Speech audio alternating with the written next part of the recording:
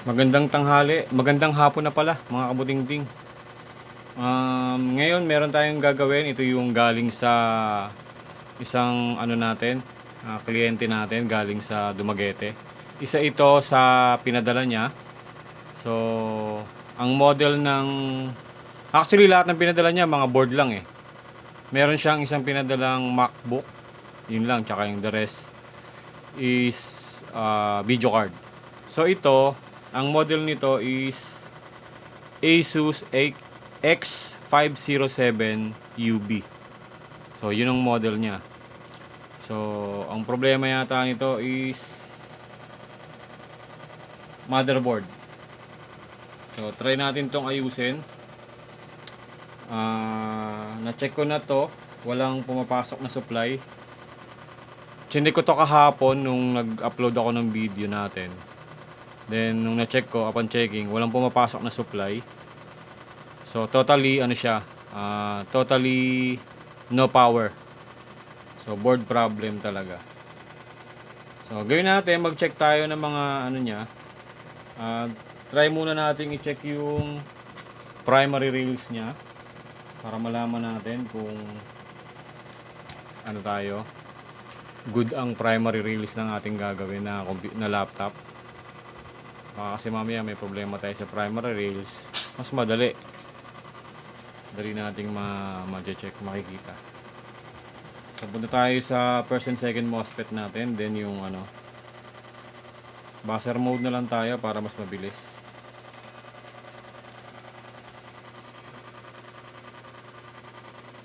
Check tayo sa first and second MOSFET.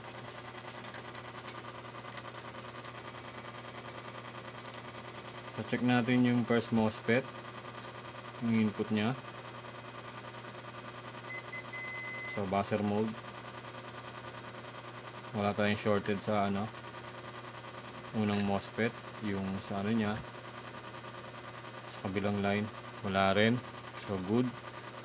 Second MOSFET, wala. Yung dito, ayun, ito ang meron tayong shorted dito. Meron tayong shorted dito sa second MOSFET. 0.3. Check natin dito sa resistor natin, current sense resistor. Ganun din, 0.3. So shorted yung primary rails natin. So ano pang gagawin natin? Di mag-inject tayo ng voltage para mabilis. Isa sa pinakamabilis na pag-check ng ating component ng motherboard kung may shorted. So gamitan natin siya ng ating mahiwagang thermal camera. So ito yung ating thermal camera. Set up muna natin.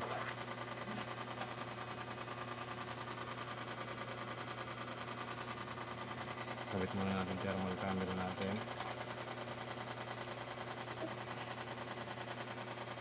Ilaw.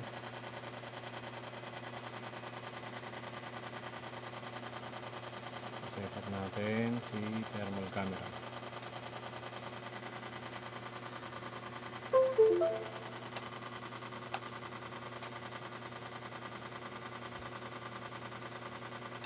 So ayan, medyo malabo. Adjust natin yung lens kasi itong thermal cam natin meron na siyang built-in na macro lens. Kumbaga mas madali niyang makikita yung natin, hinahanap natin na short na pyesa. So kabit ko lang muna tong ating short killer.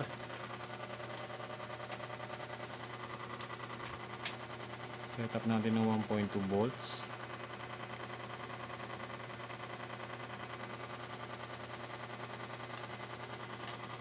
So titingnan natin dito sa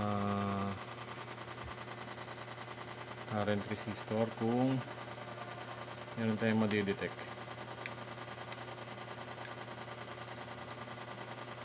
Check natin. Meron tayong 1.47. Ayun, dito sa side na to. Sa side na to nakikita ng ano, thermal cam natin. Meron tayong 1.71 ampere. So check natin sa kabilang side. Saan ba yun? Dito. Maghanap muna tayo ng shorted na capacitor. Maghanap muna tayo. So ito shorted.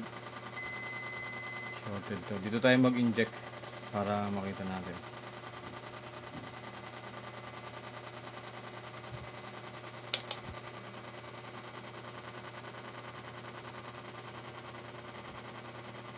Ayun. Meron akong nakita mga kabudingting.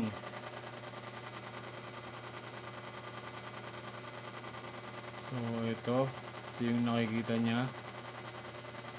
Ano ba to? Ito ang nakikita niya kabutingting. Wow, mukhang shorted ang capacitor. Shorted ang caps. So papakita ko sa inyo kabutingting dito sa ating ano, para makita nyo yung pag-test natin ng pag-inject natin ng voltage gamit ang ating thermal camera. Kasing ko lang set up lang natin. Pasensya na kayo sa ating ano lamesa, medyo magulo. Ano natin.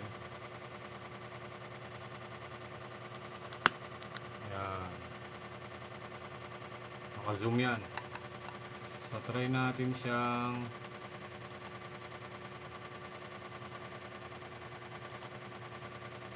palitan. Ano natin kung makikita nyo. So inject tayo voltage. Ayun o. Ito. Ay, naka-zoom pala. Punta na lang natin ang kulay. Gawin natin normal. Yan. So, sa part na to, mga, kita ba? Sa part na yan, mga kabutingting, meron diyang shorted na nakikita. So, inject tayo voltage. Yan o. Ito yung daliri ko. So, ito yung nakikita natin na shorted. Yan. Lagyan natin ng panturo. So, ito. So, ito sa panturo natin. Shorted ang capacitor niya. So, papakita ko naman sa inyo. Makikita ko sa inyo dito. So, zoom natin. Zoom. Ang shorted nating pyesa is ito. Yan. Yan ang kailangan natin tanggalin at palitan. So, meron tayong ganyang capacitor.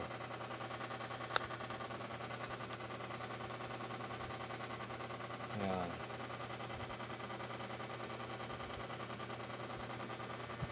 Tingnan natin to konti para makita nyo.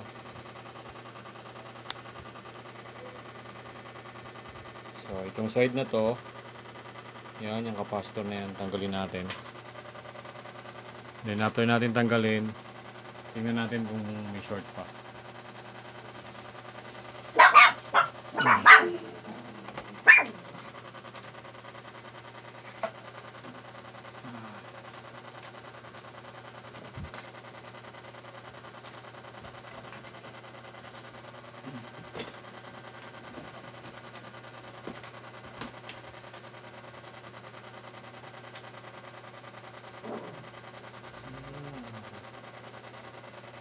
Saan na?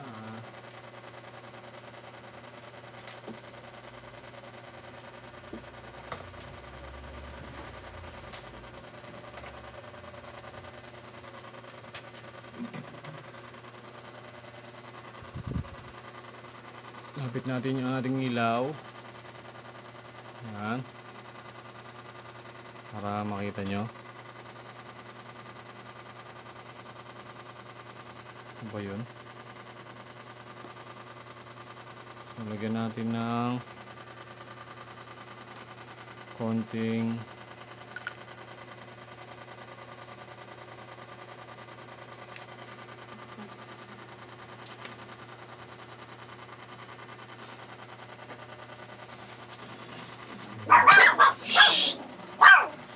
ano yung mga asahan? Oo, yun na. Tigil kayo. Nantok ako. Kita ba? Yeah. Taas natin para makita nyo. So ito kailangan din tanggalin to kasi ito yung shorted natin.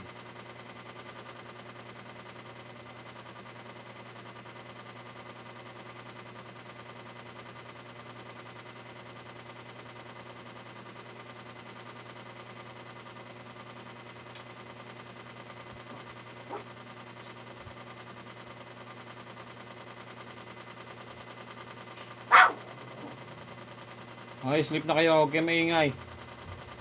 Sleep na para mabilis lumaki. May mga aso kong Pomeranian.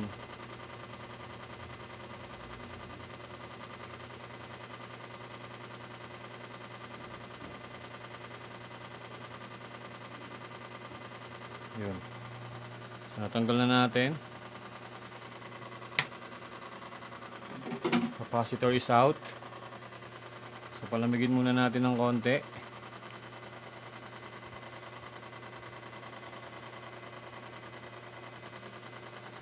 Init. Mainit pa.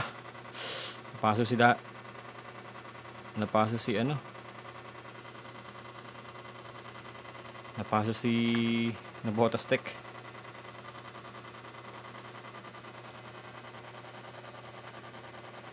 Init.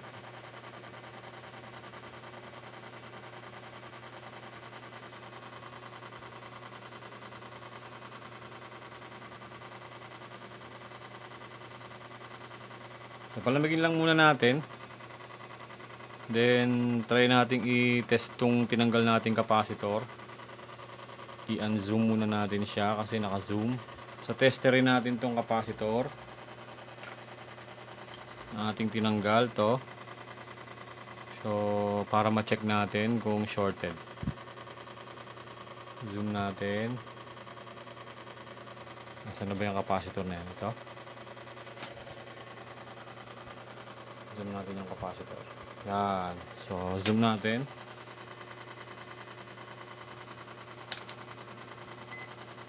Gawin natin mainit pa.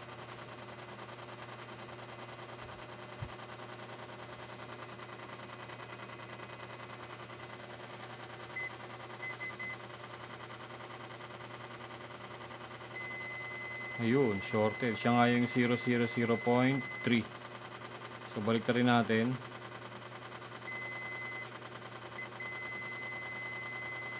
So shorted talaga siya. Diode mode natin. Shorted siya. So ito, hindi nyo pala nakikita. Yan, para makita nyo po. So testerin natin.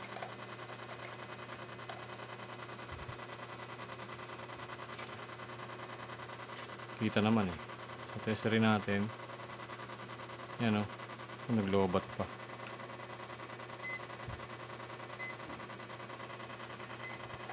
So diode mode. Meron tayong nakuhang 0.0002.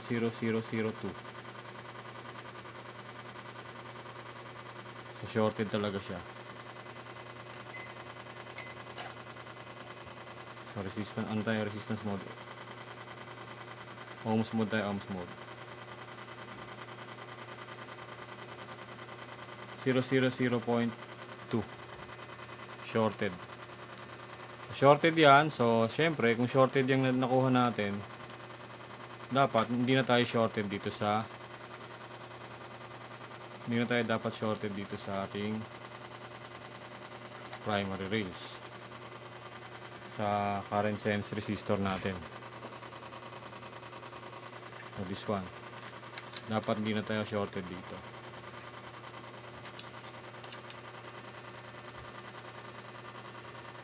So check natin buzzer mode. So pagka shorted, ganyan ang tunog, may tutunog siya. So tingnan natin, 1, 2, 3. So tumunog siya pero nawala yung short, yung dire-diretso. So OL lang nakalagay. Diode mode natin, ayan o. So OL, ohms mode, OL. So sa second MOSFET, try natin OL. So, wala na tayong problema ron sa primary rail natin. So nung tinest ko to, shorted siya. Shorted yon. So ang gagawin naman natin ngayon, hanap tayo ng capacitor na pamalit natin.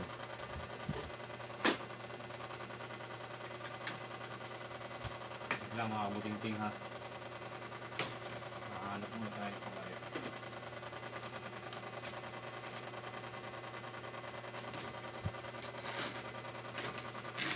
Actually, meron ako niyan parehas na ano, board eh. Ayan oh. Parehas siya ng board.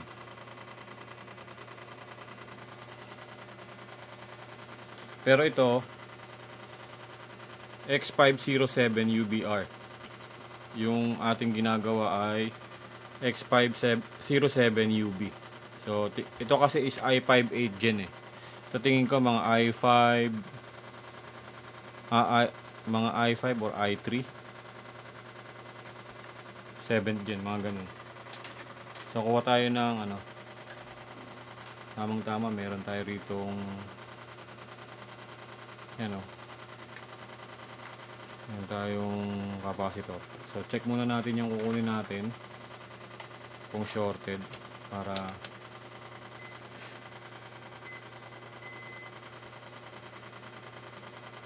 so, wala. Shorted din siya. Ay, hindi. Hindi siya shorted. Diode mode 0.4. So, hindi siya shorted. Pwede natin kunin tong capacitor na to as a replacement.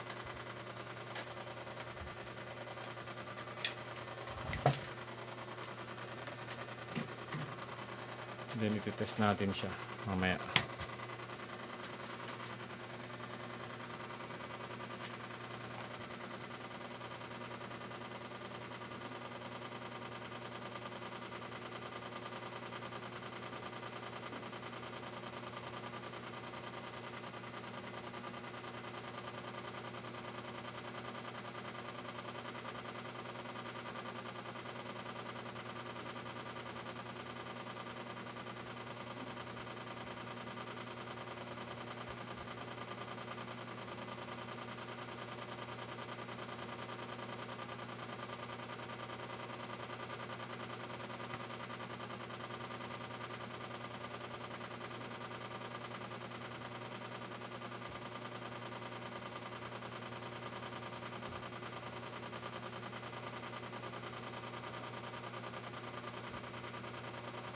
So hopefully wala na siyang ibang other problem para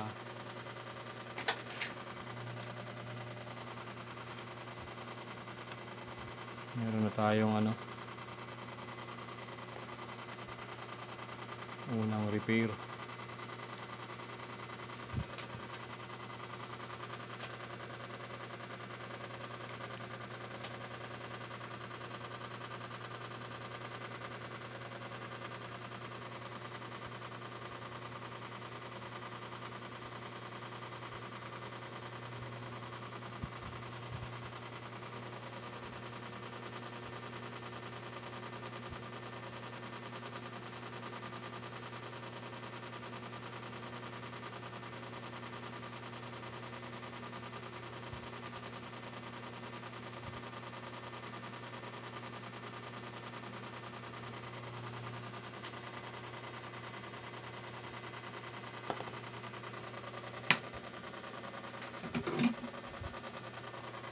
So palamigin lang muna natin.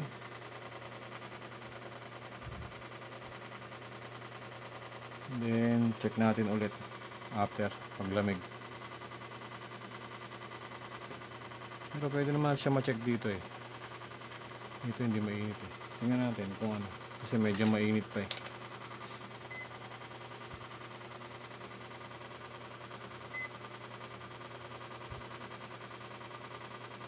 So wala na rin siyang short. Yung tinest natin capacitor dito kanina. Tingnan natin to kung shorted.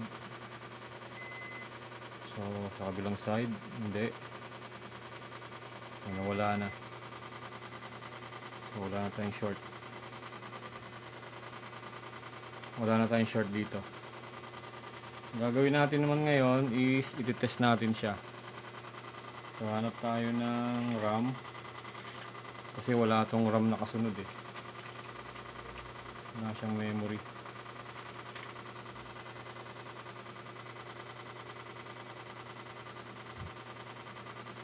So try na natin to.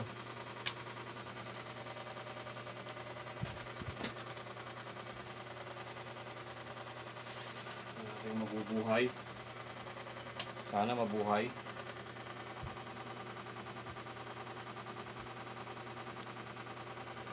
So try natin to.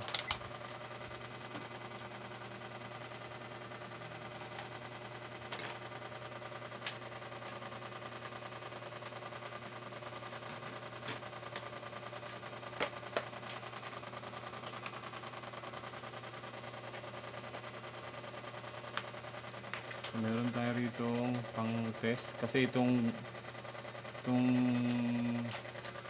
case nito galing to dun sa isang ni-repair ko. Ayan. i3 7th gen pala to. Yung sa akin.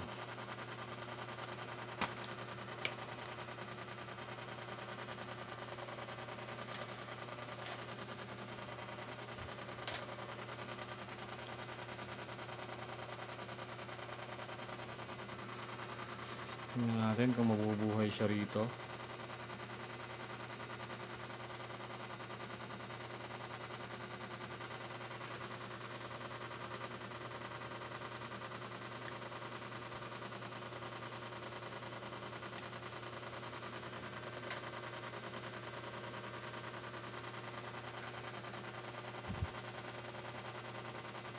May heatsink naman siya. So yung keyboard, try natin kung pwede itong keyboard nito.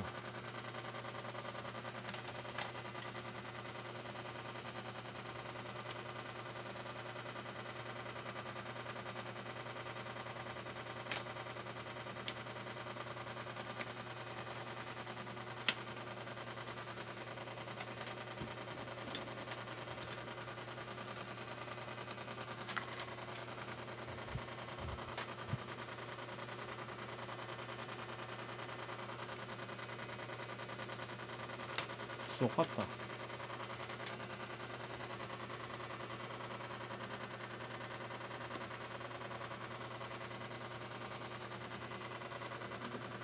Hanap tayo na... Ay hindi, meron ako nitong ano eh. May charger ako niyan.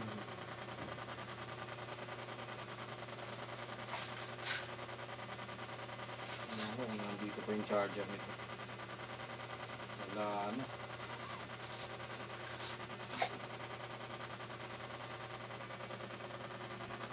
So hanap na lang tayo ng ano, sukat.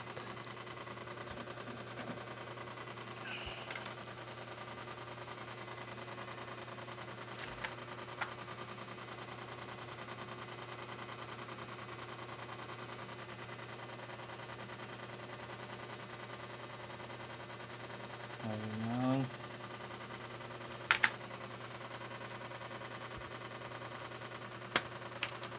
yun, sukat.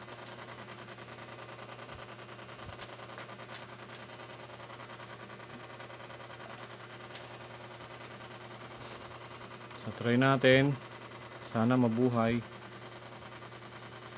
Para may good news tayo kay ano, client.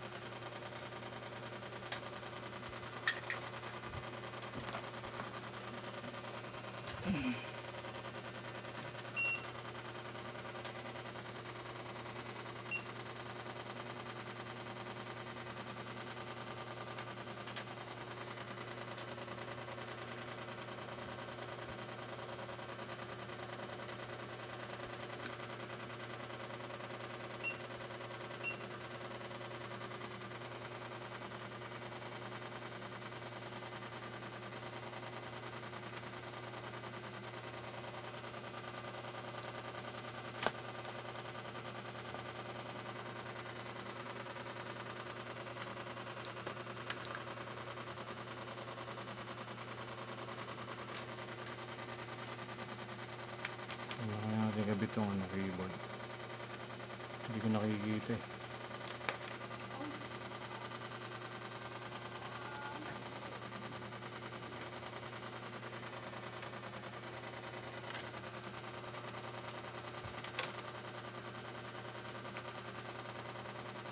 Ayun, nagkaroon na siya ng power, kabuting-ting.